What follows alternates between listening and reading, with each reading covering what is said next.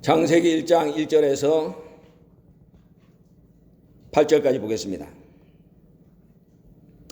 태초에 하나님이 천지를 창조하시니라. 땅이 혼돈하고 공허하며 흑암이 깊은 비에 있고 하나님의 신은 수면에 운행하시니라. 하나님이 가라사대 빛이 있으라 하심에 빛이 있었고 그 빛이 하나님의 보시기에 좋았더라. 하나님이 빛과 어둠을 나누사 빛을 낮이라 칭하시고 어둠을 밤이라 칭하시니라. 저녁이 되며 아침이 되니 이는 첫째 날이니라. 하나님이 가라사대 물 가운데 궁창이 있어 물과 물로 나뉘게 하리라 하시고 하나님이 궁창을 만드사 궁창 아래의 물과 궁창 위의 물로 나뉘게 하심에 그대로 되니라. 하나님이 궁창을 하늘이라 칭하시니라. 저녁이 되며 아침이 되니 이는 둘째 날이니라. 이는 하나님의 말씀이니라. 아멘. 지난 시간에 한 시간 우리가 공부를 했습니다. 하나님께서 우주 만물을 여세 동안 창조하셨는데 이 여세 동안 우주 만물을 창조하신 것은 구속사 6,000년의 축소판이다. 창세기 1장이 성경 전체의 축소판이라고 하는 것을 우리가 다시 한번 생각을 한다면 이 6일간의 창조를 성경 전체의 역사 6,000년에 견주어서 창조의 하루가 1,000년에 해당된다, 이렇게 이해를 할 수가 있다고 지난번에 말씀을 드렸습니다. 하나님이 우주 만물을 창조하신 6일, 그것은 6,000년 구속사의 축소판이다. 그러니까는 베드로후서 3장 8절에서 하나님의 나라는, 말씀의 세계는 하루가 1,000년 같고 1,000년이 하루 같다, 그렇게 우리가 생각하고 이해를 할 수가 있다는 것이죠. 그래서 창조 첫째 날 하나님께서 빛이 있으라 하심에 빛이 있었고 빛과 어둠을 나누었다. 빛을 낮이라 칭하시고 어둠을 밤이라 칭했다. 이것은 빛의 아들과 어둠의 자식을 나누는 과정이다. 그러면서 성경 전체의 6,000년 기간 가운데서 첫째 날은 어디에 있을까? 첫째 날에 해당되는 빛은 무엇이냐 하는 것에 대해서 공부를 했죠. 첫째 날인 1,000년 기간 속에서 하나님이 보시기에 좋았더라, 이렇게 발견한 빛, 그 빛은 바로 에녹이다 말씀을 드렸습니다. 아담에서 에녹까지의 1,000년 기간을 첫째 날에 비유한다면 하나님께서 보시기에 좋았더라, 이렇게 인정할 수 있는 빛은 에녹 한 사람이다. 그것을 지난 시간에 말씀을 드렸습니다. 그리고 이렇게 생각을 하면은 아까 얘기한 것처럼 1,000년이 하루 같고 하루가 1,000년이다. 또 그 1,000년 기간 속에서 한 사람을 찾았다. 이것을 우리가 염두에 두고 생각한다면은 하루가 1,000년이고 그 1,000년 속에서 한 사람 찾았기 때문에 하루가 1,000년, 하루가 한 사람, 1,000년이 한 사람, 이렇게 같은 의미로 이해를 할 수가 있다는 것도 설명을 드렸습니다. 따라서 하나님 아버지는 이 땅에서 에녹과 같은 빛된 존재 6명을 찾으면 된다. 그러면 구속사를 완성할 수가 있다. 이것을 비유로 설명하신 것이다, 이렇게 이해할 수도 있다고 설명을 드렸습니다. 에녹 같은 믿음, 하나님을 기쁘시게 하는 믿음의 증거가 있는 존재, 그것이 바로 첫째 날을 찾는 것입니다.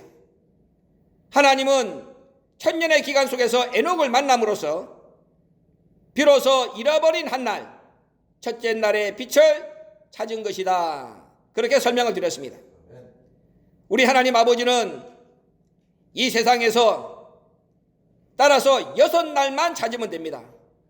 6날을 찾는다는 것은 6개의 빛을 찾으면 된다는 것이고, 에녹과 같은 존재, 빛된 존재, 변화받을 존재 6명을 찾으면 된다는 것입니다.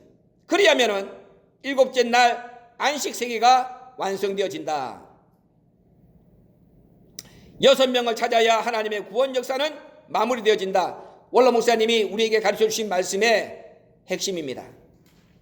그래서 원로 목사님이 늘 창세기 말씀을 하실 때, 또 예수님의 십자가 사건을 말씀하실 때, 예수님이 십자가상에 6시간 달렸다, 거기서 7말씀을 하셨다. 그것이 창세기 사건과 무관하겠느냐? 하나님이 우주 만물을 6해 동안 창조하시고 7째 날 안식하셨다. 구속사가 6,000년 흘러서 마침내 새천년 되면은 하나님의 뜻이 완성된다. 지금 구속사가 6,000년 지났습니다. 그러니까 오늘 종말이 오더라도 우리는 아야 소리 못하는 시대를 살고 있다, 그 말이에요.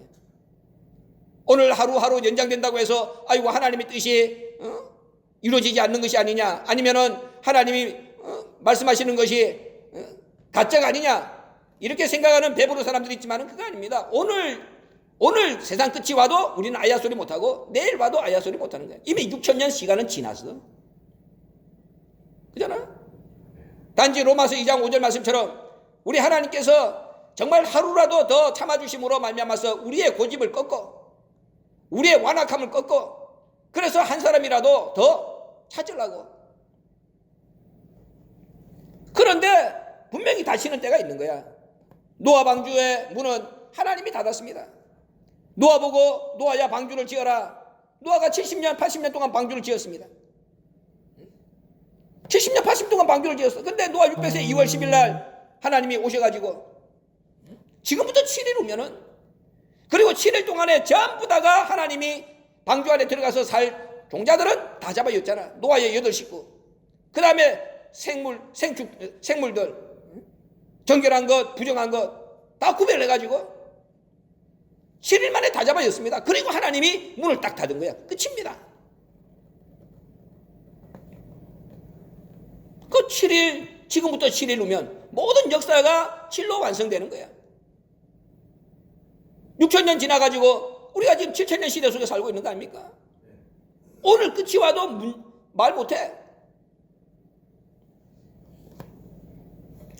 하나님 아버지는 이 세상에서 6날만 찾으면 된다. 6개의 빛, 에녹과 같은 6명의 사람.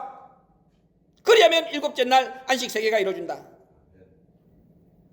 요한복음 2장을 보면은 예수님이 공생애를 시작하시면서 가장 먼저 기사 이적을 베푼 가나 혼인 잔치가 나옵니다. 그러니까 여러분들이 모든 성경이 똑같은 맥락을 다른 상황에서 다른 사건을 통하여 우리에게 가르쳐주고 있다는 것을 여러분들이 기억을 해야 되는 거예요. 거기에 예수님이 물을 포도주로 만드는 사건, 포도주가 떨어진 집주인을 살리고 있습니다. 그런데 거기에 물 항아리가 몇 개야? 6개. 물 항아리 6개라는 것을 왜 거기 밝히고 있겠냐 그 말이야. 맹물이 포도주가 된 항아리가 6개입니다. 그냥 6 항아리가 아닙니다. 하나님의 지금 설명드린 그런 모든 섭리를 담고 있는 항아리입니다. 예수님이 공생에 처음 시작하신 사건인데 얼마나 중요해? 예수님이 내가 누구라는 것을 처음으로 밝힌 그 사건을 일으키고 나니까 제자들이 예수를 믿더라 그랬잖아요. 어제까지만 해도 예수님은 목수의 아들로서 문짝 만들던 일을 했습니다. 가나 혼인잔치에 가셔가지고 첫 번째 기사 이적을 베품으로 말미암아서 제자들이 예수를 믿더라야. 그렇게 중요한 사건이야. 예수님 공생에 처음 기사 이적을 베푼 사건. 예수님이 어떤 분이다, 예수님이 어떤 일을 하신다, 예수님이 이 땅에 오셔서 구세주로서 어떤 일을 마무리하시게 된다는 것을 함축적으로 보여주는 사건인데 얼마나 중요합니까? 그 현장에 항아리가 6개야. 물 항아리가. 변화의 포도주가 된 항아리가 6개. 그 항아리에 물을 채우는데 아구까지 채웠죠? 아구까지 꽉 찬 항아리. 물이 포도주가 된 것은 어둠이 빛으로 나타난다는 것. 어둠이 빛으로 나타날 6 아들이 하나님께 필요하다는 것을 이것도 보여주는 거 아닙니까? 네. 물이 포도주가 된 항아리가 6개입니다. 그런데 6 항아리가 자기 스스로 움직여가지고 포도주가 됐습니까? 보이지 않는 창조의 힘이 있잖아. 근데 7번째 항아리까지 볼 줄 알아야 된다 그 말이야. 7번째 항아리가 누굽니까? 예수님이지. 눈에 보이는 6 항아리는 아무것도 아니야. 진짜 눈에 보이지 않는 7번째 창조의 근본되는 항아리를 볼 줄 알아야 되는데 그건 안 보이는 거 아니야. 그 보이지 않는 창조의 항아리가 6 항아리를 포도주로 바꾼 거 아닙니까?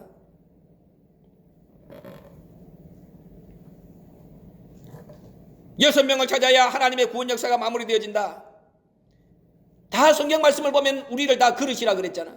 사도 바울을 뽑아가지고 하나님의 종으로 쓸 때 사도행전 9장에서 뭐라고 그랬어요? 이방을 담는 큰 그릇이다. 항아리야 다. 질그릇 속에 보배를 담았나니. 우리가 깨어지는 질그릇 같은 존재 아닙니까? 100년도 못 사는. 여기 말씀을 받으면 질그릇이 보배를 담은 거야? 저 비유야?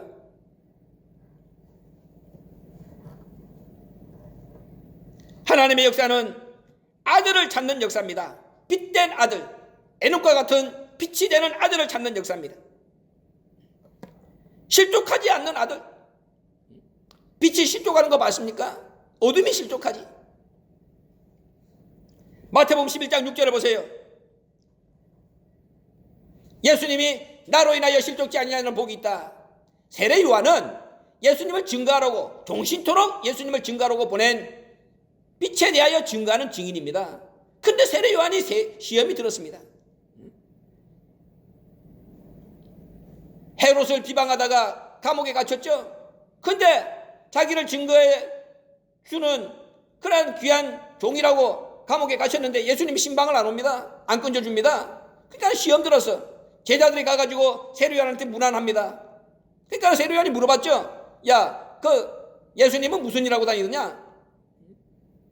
뭐 보니까요, 맨날 술 처먹고 창녀들하고 어울리고 세리들하고 어울리고 죄인들하고 어울리고 그럽디다. 감옥에 갇혀있는 세례 요한이 순간 시험 들었죠. 야, 가가지고 한번 물어봐라. 오실 그이가 당신입니까? 아니면 우리가 다른 일을 기다려오리까? 아니, 뱃속에서는 어린아이 때 6개월밖에 안 된 그 사람의 형체도 완성되지 않은 게 예수님이 온 거 보고 마리아 뱃속에 있는 거 보고 놀래가지고 뛰었잖아요. 그런 존재가 예수님 평생 종신토록 예수님을 증거하라고 이 땅에 보냈는데 감옥에 들어가가지고 시험 들어가지고 오실 그이가 당신입니까? 라는 얘기를 어떻게 해? 요한복음 1장 29절에서 보라, 세상대를 추구하는 하나님의 어린 양이다. 자기 입으로 증거했죠. 나도 그분이 누군지 몰랐는데 성령이 비둘기같이 내리는 것을 보면은 하나님께서 그분이 바로 메시아다. 자기 입으로 다 간증했잖아. 그런데 아무 소용이 없는 거야, 시험 들면은.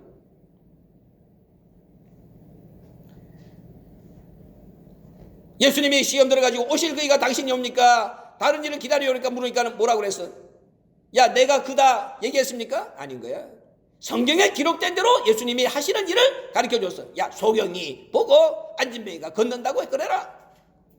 메시아에 대하여 기록된 거 아닙니까? 그러면서 마태복음 12장 6절에서 예수님이 나로 인하여 실족치 아니하는 복이 있다. 세례 요한은 꽉꽉 실족했다는 거야. 예수님 때문에 걸렸다는 거야. 하나님이 찾으시는 아들은 실족하지 않는 아들인데 세례 요한은 실족한 아들이야. 세례 요한이 순간적으로 났습니까? 이사야 선지자가 예언했죠. 말라기 선지자가 예언했죠. 엘리야의 10년간 능력을 가지고 온다. 말라기 4장에서 엘리야를 보낸다. 몇백 년 전에 예언했던 인물입니다. 그런데 끝이야. 하나님이 하루아침에 그냥 아무렇게나 아무 존재나 보낸 게 아니라는 말입니다. 그러면은 아까 얘기한 대로 6,000년 역사 속에서 6명을 찾는다. 1000년의 역사 속에서 에녹 한 사람을 찾았다. 하나님이 찾으시는 빛된 존재가 세례 요한 아니라고 누가 말하겠습니까? 그런데 실족한 거야.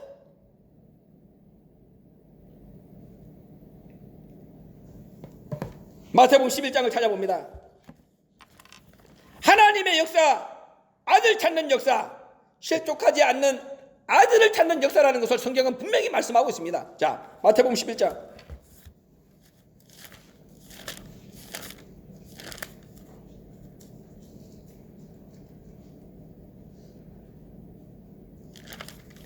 자, 마태복음 11장 2절 3절을 봅니다. 요한이 옥에서 그리스도의 하신 일을 듣고 제자들을 보내어 예수께 여짜오되 오실 그이가 당신이 오니까 우리가 다른 일을 기다려오리까. 완전 실족했죠. 그 다음에 6절 말씀 보세요. 누군지 나를 인하여 실족하지 아니한 자는 복이 있도다 하시니라. 저희가 떠나며 예수께서 무리에게 요한에 대하여 말씀하시되 너희가 무엇을 버리고 광야에 나갔더냐? 바람에 흔들리는 갈대냐? 실족해가지고 바람에 흔들리는 갈대가 되버렸다는 거야. 세례 요한이 광야에 왜 나갔어? 광야는 밑에 보면은 선지자 보러 갔느냐? 맞다. 선지자보다도 세례 요한은 더 크다. 여자가 낳은 자 중에 세례 요한보다 큰 이가 없다. 그런데 그 존재가 뭐가 됐다? 실족하니까는 바람에 흔들리는 갈대가 되버린 거예요. 그 다음에 보세요. 17절 보세요. 가로되 우리가 너희를 향하여 피리를 불어도 너희가 춤추지 않고 우리가 애곡하여도 너희가 가슴을 치지 아니하였도다 한가 같도다. 유한이 와서 먹지도 않고 마시지도 아니하며 저희가 말하기를 귀신이 들렸다 하더니 인자는 와서 먹고 마시며 말하기를 보라 먹기를 탐하고 포도주 즐기는 사람이요 세리와 죄인의 친구로다 하니 지혜는 그 행한 일로 인하여 옳다함을 얻느니라. 자 보세요. 19절에 보면은 지혜는 그 행한 일로 인하여 옳다함을 얻는다 그랬죠. 그 행한 일로 인하여 옳다함을 얻는다. 이 행한 일이라고 해놨는데 이것을 누가복음 7장 35절에서는 뭐라고 했느냐. 누가복음 7장 35절 찾아봐.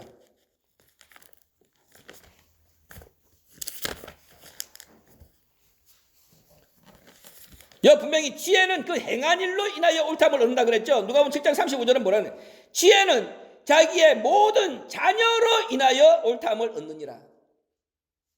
행한 일이 뭐냐? 행한 일이 뭐냐? 자기의 모든 자녀가 바로 그 행한 일이야. 세상의 눈으로 볼 때는 실족할 수밖에 없지만은 그러나 신령한 눈을 가지고 보면은 하나님이 찾으시는 아들이 된다. 그것을 보여주고 있는 거야. 예수님이 하시는 일을 보고 원로 목사님이 늘 말씀하시는 거 있잖아요. 예수님이 왜 저렇게 맨날 술 취해 갖고 다닙니까?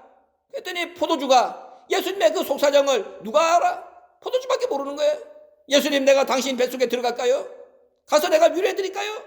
들어와라. 예수님이 나는 포도나무 너희는 가지, 예수님 말씀을 포도주, 예수님의 언약을 피의 언약을 포도주에 견주 갖고 말씀하시는데 포도주가 그런 대접받는 위치에 있는 거예요. 예수님이 뭐 맨날 술만 먹었기 때문에 평상시에 그 포도주 때문에 그 포도주가 생각나가지고 그걸 비유로 말씀했습니까? 말도 안 되는 소리죠. 그 포도주가 예수님 뱃속에 들어가서 예수님을 위로한 포도주와 예수님의 관계, 그게 신령한 눈으로 안 보이면은 뭐야? 전부 다가 실족. 세상의 눈으로 보기 때문에 실족하는 거예요. 그러나 원로 목사님은 세상의 눈으로 안 봤기 때문에 포도주가 예수님 뱃속에 들어가서 위로하려고 들어갔다. 그 눈은 어떤 눈이야? 신령한 눈. 하나님이 찾으시는 아들의 눈이야. 그게 무슨 눈이야? 고린도전서 2장 15절 신령한 자의 눈인 거야.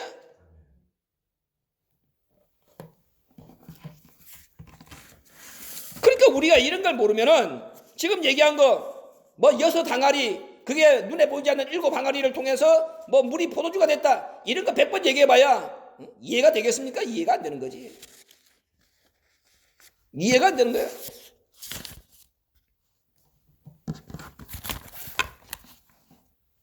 지난번에 하루가 1000년과 같다. 구속사 6000년 역사 속에서 그러면 6일이 6000년에 해당된다 그랬는데 첫째 날에 해당되는 인물은 1000년의 기간 속에서 찾으면은 에녹, 죽지 않고 변화받아 올라간 에녹이 첫째 날의 빛이다. 그렇게 말씀을 드렸습니다. 그러면은 둘째 날, 두 번째 빛은 또 누구를 가리키느냐?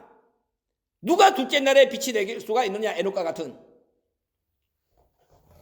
사람들이 하도 질문을 많이 하기 때문에 제가 오늘 말씀을 하는 거예요. 둘째 날 에녹과 같이 2000년 역사 속에서 에녹과 같이 빛으로 하나님 앞에 수렴된 존재는 누구라고 할 수가 있느냐? 둘째 날은 오늘 창세기 1장 7절을 보면은 궁창 아래 물과 궁창 위의 물로 나뉜 날이죠. 성경 6000년 역사 중에 둘째 날에 해당되는 1000년의 기간은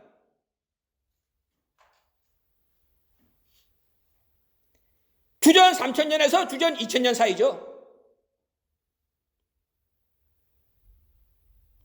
주전 3000년에서 주전 2000년 사이에 대표적인 사건이 무슨 사건이라고 할 수 있습니까? 노아 방주 사건이야.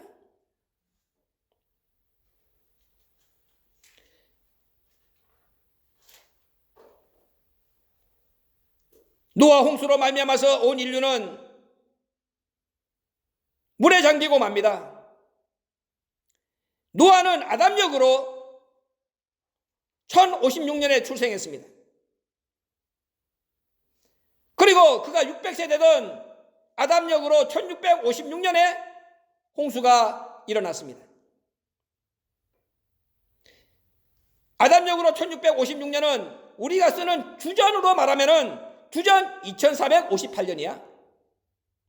그러니까 아까 둘째 날에 해당되는 주전 3000년에서 주전 2000년 사이의 사건에 딱 해당되잖아. 주전 2458년이니까. 이때 궁창 아래의 물을 마시는 자와 궁창 위의 물을 마시는 자로 나뉘어지게 되죠. 다시 말하면 방주에 들어가지 못하고 죽은 사람들과 방주에 탄 궁창 위의 물을 먹는 자로 나뉘어지게 된다는 것입니다. 노아가 궁창 위의 물을 먹었다는 증거가 있느냐? 있습니다. 어디에? 창세기 6장 16절.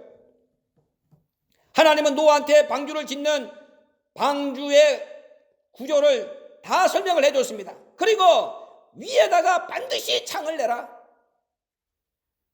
그 창을 통하여 노아가 방주 안에 371일 동안 있었습니다. 무슨 일을 했겠습니까? 성경에서 말하는 창은 어떤 일을 합니까? 하나님과의 영적인 교제의 통로야. 그것이 방주 안에 있는 짐승들 온갖 냄새를 그냥 밖으로 배출하는 배수구 역할을 한 게 아니야. 하나님과 영적인 교제를 하는 통로. 지난번에 얘기했잖아요. 노아가 600세 때 이 땅에 홍수가 왔다. 그것은 짐승의 수 666을 이 땅에서 우리가 정복하는 첫 번째 단계였다. 600수가 떨어져 나갔다. 방주 안에서 66수를 해결해야 된다 그랬잖아요. 그 66수를 해결해야 되기 때문에 방주 안에도 또 물이 있는 거야. 어떤 물? 세상의 물이 아니라 죄악의 물이 있는 거야. 각자 마음속에 있는 그 죄악의 물이 있을 때는 뭐가 날아다닌다? 까마귀가 날아다닌다. 노아의 마음속에 까마귀도 있고 비둘기도 있는 거야. 흰 마음이 있고 검은 마음이 있는 거야. 하나님의 말씀대로 살라고 하는 순종하는 비둘기 같은 마음이 있고, 하나님의 말씀 앞에 틈만 있으면은 대들고 반역하려고 하는 까마귀 같은 어두운 마음이 있는 거야. 눈에 보이는 방주를 탐으로 말미암아서 600수는 떨어뜨렸지만은 66수는 마음속의 물은 방주 안에서 정리하는 거야. 그걸 정리하기 위해서 뭐가 필요한 거야? 창이 필요한 거야. 가르침을 받아야죠. 하나님 앞에 영적인 교제가 끊어지지 말아야죠. 창세기 6장 16절에 그 창을 통하여 노아는 날마다 매일 궁창 위에 물을 마신 거야. 그러니까는 죽어서 낮아빠진 궁창 아래 물속에 수양된 존재, 방주를 타고도 궁창 하늘로 난 창을 통하여 궁창 위에 물을 날마다 마신 노아, 완전히 다른 거 아닙니까? 둘째 날 사건이가. 선과 악, 믿는 자와 믿지 않는 자를 가르는 역사. 방주에 살아남은 노아의 8 식구는 궁창 위의 물을 마시는 자로 하나님 앞에서 둘째 날을 찾은 자로 선 것입니다. 다시 말하면 하나님 앞에 둘째 날에 에녹과 같은 빛이 된 존재들이라 그 말씀입니다.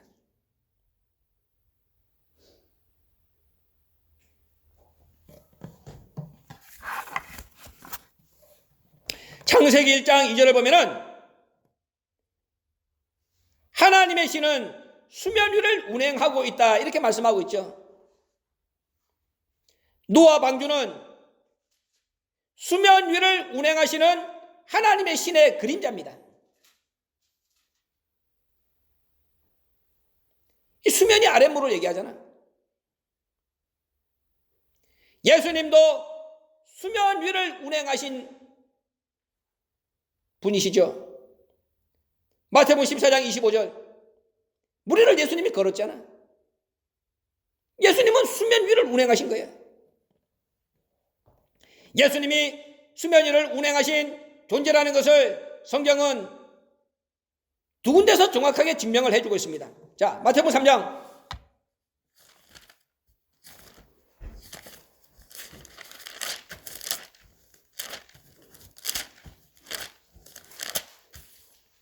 16절 보세요. 예수께서 세례를 받으시고 곧 물에서 올라오실새 하늘이 열리고 하나님의 성령이 비둘기같이 내려 자기 위에 임하심을 보시더니 예수께서 세례를 받으시고 곧 물에서 올라왔다. 예수님은 물 위에 존재한 거야. 물에서 올라오신 수면 위에 존재이기 때문에 예수님은 무슨 일을 할 수가 있었느냐? 자, 마태복음 23장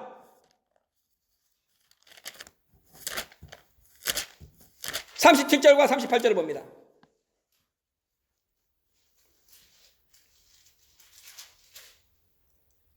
예루살렘아 예루살렘아 선지자들을 죽이고 내게 파송된 자들을 돌로 치는 자여, 암탉이 그 새끼를 날개 아래 모음같이 내가 내 자녀를 모으려 한 일이 몇 번이냐. 그러나 너희가 원치 아니하였도다. 여기 수면위를 창세기 1장 2절에 수면위를 운행한다는 말이 바로 이 마태복음 23장 37절 38절 말씀이야. 예루살렘을 암탉이 그 새끼를 날개 아래 모아서 품는 것처럼 예수님은 공생애 3년 동안 품었습니다. 나중에 설명할 겁니다. 7번씩이나 품었어. 수면위를 운행하셨다는 겁니다.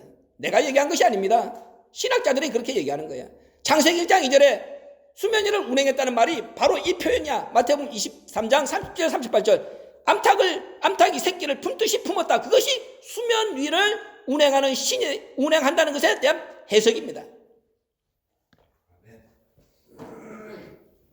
예수님은 예루살렘을 7번이나 공생에 이 땅에 33년 사시면서 7번이나 품었어.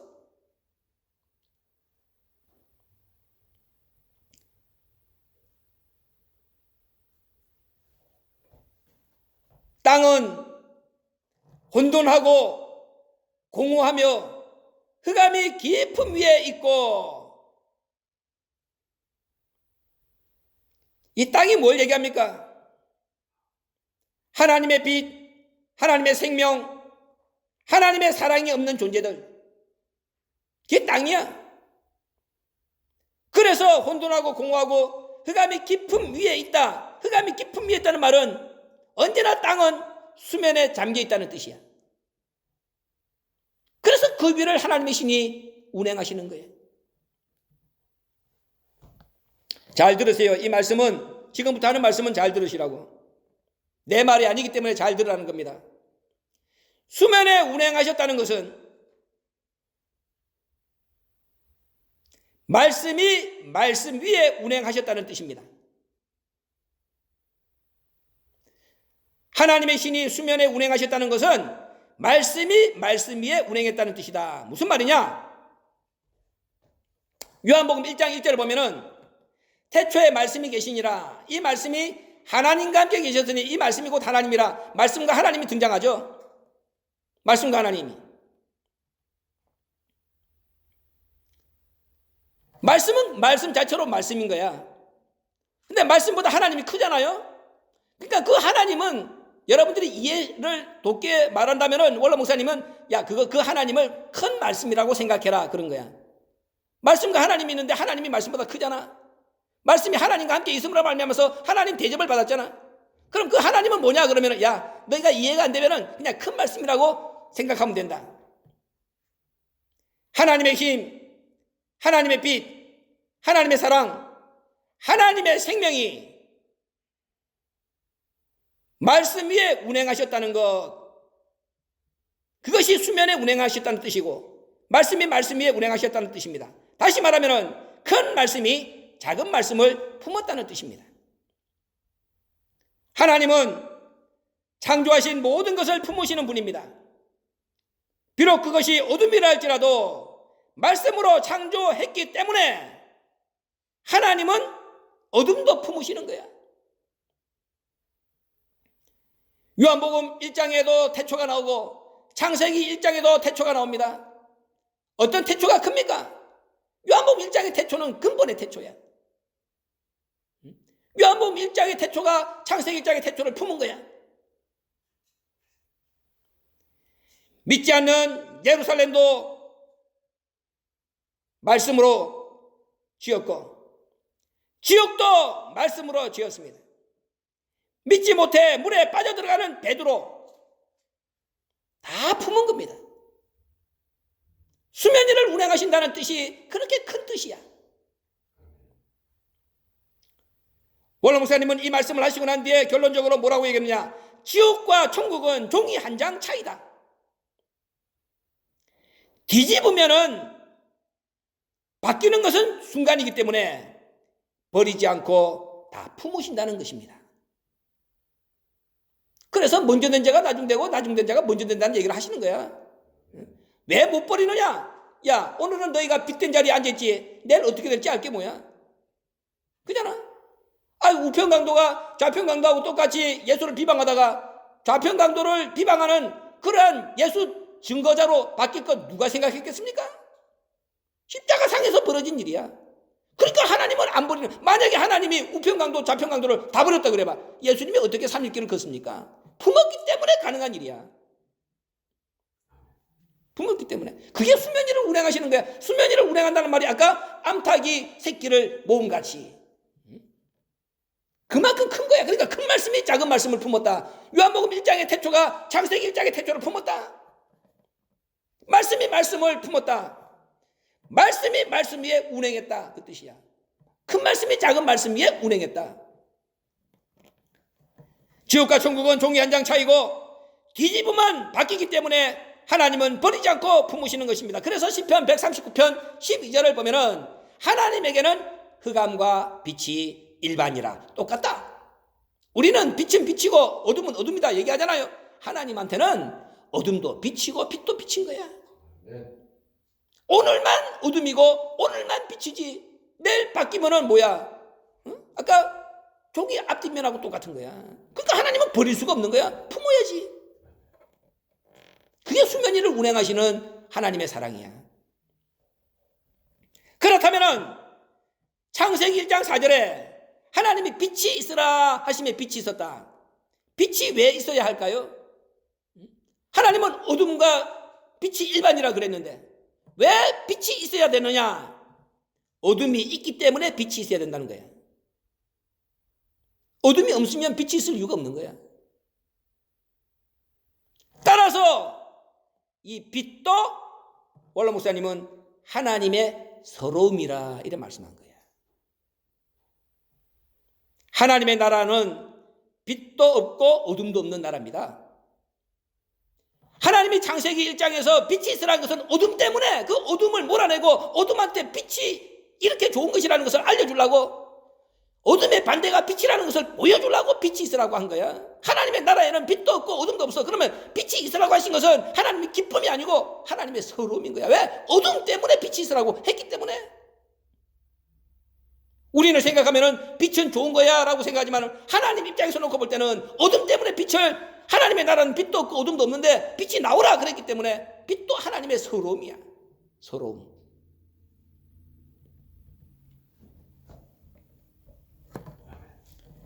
창세기 1장 1절에 태초에 하나님이 천지를 창조하시니라. 여러분 잘 봐봐. 영어 성경을 보면은 태초에 하나님이 천지를 창조하시니라. 이 천은 heavens 복수로 나오는 거예요.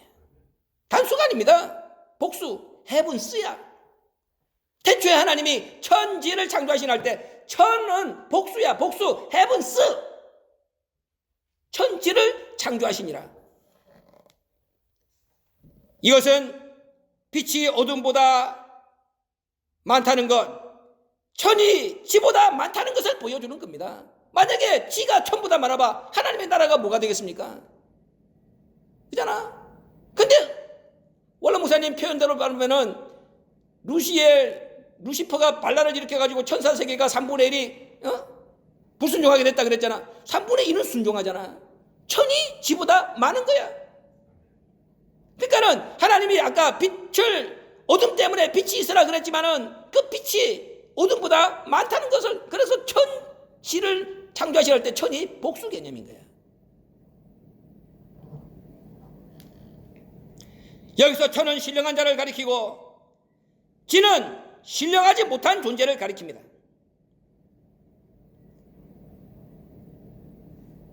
하나님의 나라는 빛도 없고 어둠도 없는데 어둠 때문에 하나님이 천을 불러냈습니다. 따라서 우리는, 구속사를 맡은 우리는, 이 원로 목사님이 우리에게 가르쳐 주신 이 말씀의 개념을 이해하는 우리는 어떤 일을 해야 되느냐? 태초를 없애는 일을 해야 되는 거야. 태초. 창세기 1장 1절에 태초를 없애는 일을 해야 돼. 그래야 빛도 없고 어둠도 없는 세계로 돌아가는 거야. 태초는 시작이란 말이잖아요. 시작은 끝을 전제로 한 단어입니다. 시작과 끝이 하나가 될 때에 하나님의 나라가 완성되는 거죠. 그래서 예수님은 요한계시록 22장 13절에서 나는 알파와 오메가다. 시작에서는 끝을 봐야 된다 그 말이야. 그것이 시작과 끝이 하나가 돼서 그게 끝이야. 완성이야. 우리가 창세기 1장 1절의 태초 그것을 없앨 때, 다시 말하면 시작과 끝이 하나가 되게 완성할 때 요한복음 1장 1절의 태초 세계가 회복되어지는 것입니다. 다시 말하면 요한계시록이 창세기에 붙을 때 아버지 뜻은 이루어진다. 원로 목사님이 그렇게 말씀했습니다. 자 봐. 창세기 1장 2절부터는 태초에 하나님이 천지를 창조하시니라 그래놓고 창세기 1장 2절부터는 땅에 대한 얘기가 요한계시록 22장까지 가는 거야. 땅이 혼돈하고 공허하며 흑암이 깊은 가운데 있고 그 땅이 요한계시록 22장까지 가는 거야. 그러니까는 땅이 지가 천이 되면은 요한계시록이 창세기에 붙는 것이 되잖아. 시작과 끝이 하나가 되잖아. 이게 완성이라고 그랬잖아. 그때 아버지 뜻이 이루어진다. 땅의 역사가 끝나게 된다는 것이죠. 땅의 역사가 끝나면 하늘 된다는 말이잖아. 그래서 새 하늘과 새 땅이라는 말이 항상 성경의 결론이잖아. 결국은 뭐가 돼? 땅이 하늘 되는 거야. 그러니까 새 땅이야. 새 땅은 원래 땅이었는데 그 새 땅이 아닌 것이 되면 그것이 뭐야? 하늘인 거야. 지의 역사가 끝나는 거야. 그것이 구속사의 완성이야.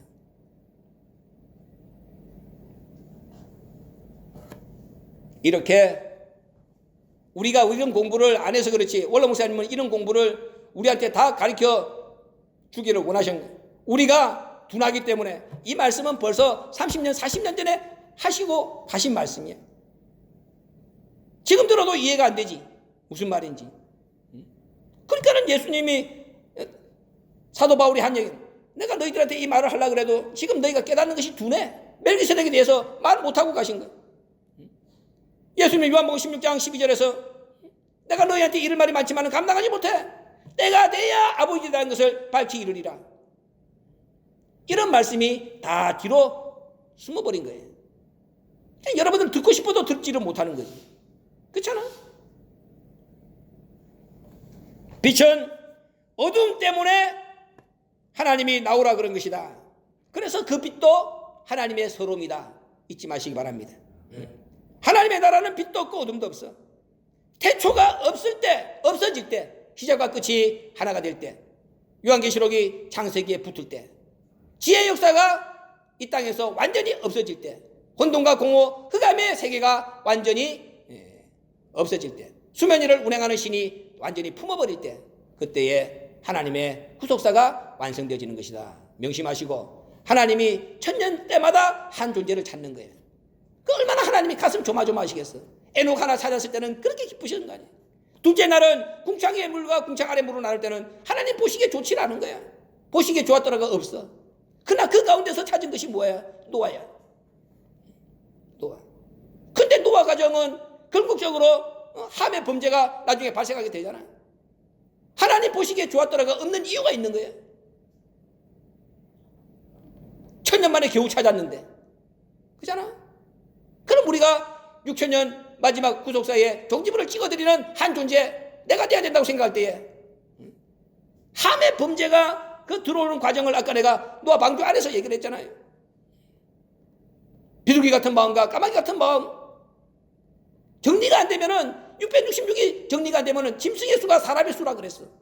하나님의 뜻을 또 무너뜨리는 거예요. 한순간 한순간 정말로 내가 걸어가는 이 걸음이 살얼음판 위를 걷는 거야. 살얼음판 위를 걷는 거야. 오늘 잘하면 비, 잘못하면 어둠 아니야.